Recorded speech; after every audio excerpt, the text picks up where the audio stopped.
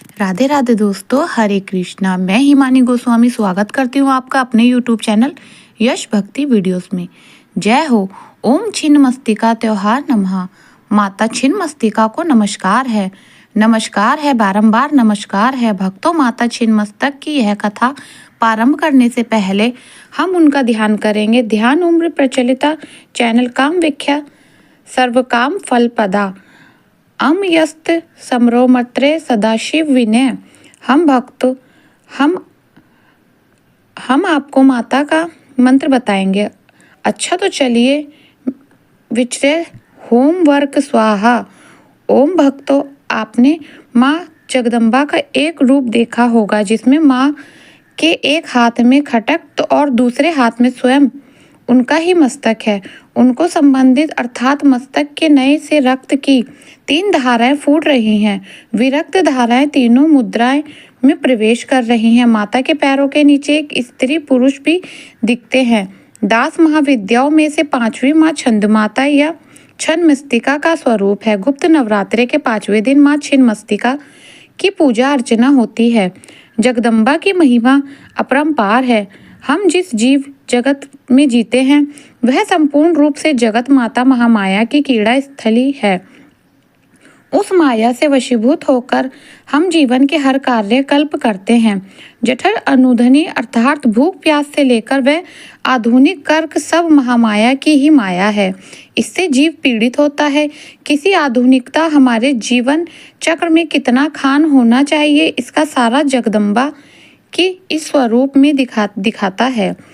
देखने में यह स्वरूप भयंकर, परंतु संतान और आश्रितों का पालन पोषण का जो महत्व माता ने इस स्वरूप में दिखाया है वह परम कल्याणकारी। जगदम्बा के इस स्वरूप के पीछे की कथा बड़ी अद्भुत बताई गई है। माँ पार्वती अपने सखा जया और विजया के साथ मंदाकिनी नदी में स्नान करने के लिए गई।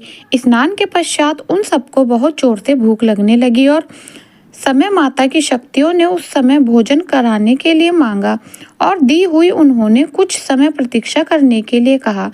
थोड़ी देर प्रतीक्षा करने के बाद सखियों ने जब उनसे फिर से भोजन के लिए निवेदन किया तब देवी ने उसे कुछ और देर प्रतीक्षा करने के लिए कहा। इसके बाद जया और विजया ने देवी सीधे विनम्र वाणी से कहा, माँ तो आपने शिशुओं को भूखा लगने पर विलंब भोजन प्रदान करती है, आप हमारी उपेक्षा क्यों कर रही हो। माता अपनी शक्तियों की मधुर वचन सुनकर दयामय देवी जगदम्बा नदी से बाहर आई और अपने खड़ग का आवाहन किया तथा खटक से अपना ही सिर काट लिया और कटा हुआ सिर देवी के बाएं हाथ में आ गया और उनके धड़ से रक्त की 3 धाराएं बहने लगी। उन्होंने 2 धाराओं को अपनी 2 सहेलियों, 2 सहचारियों और 2 प्रवाही कर दिया, जिससे पीते हुए दोनों प्रसन्न होने लगी और तीसरी धारा को दी इंद्र स्वयं पान करने लगी। तभी से देवी छिन्नमस्तिका नाम से प्रसिद्ध है।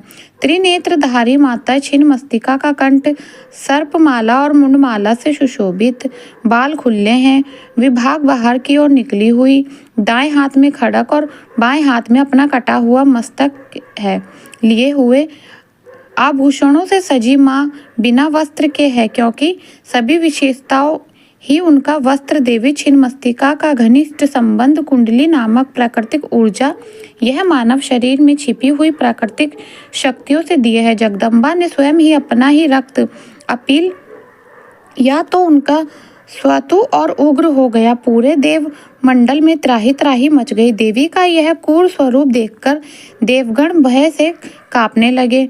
उन्हें भय हुआ कि कहीं अम्बा फिर से काली का रूप लेकर पूरी सृष्टि का विनाश न उतर आए, ना हो जाए। आखिरकार महावीर इस समस्या के समाधान के लिए आगे क्या उन्होंने कंबंध शिव का रूप धारण कर लिया और देवी के प्रचंड रूप को शांत किया गया।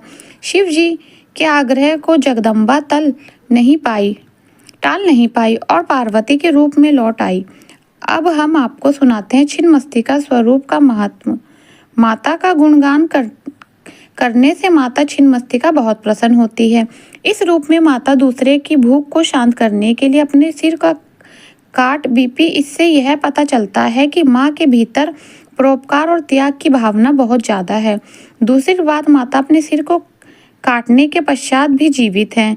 यह अपने आप में पूर्ण अंतर्मुख साधना का संकेत है। जब कोई साधक अंतमुखी हो जाता है तो वह शरीर के सीमाओं के ऊपर उठ जाता है, वह शरीर के परे हो जाता है, वह अपने दिव्य स्वरूप को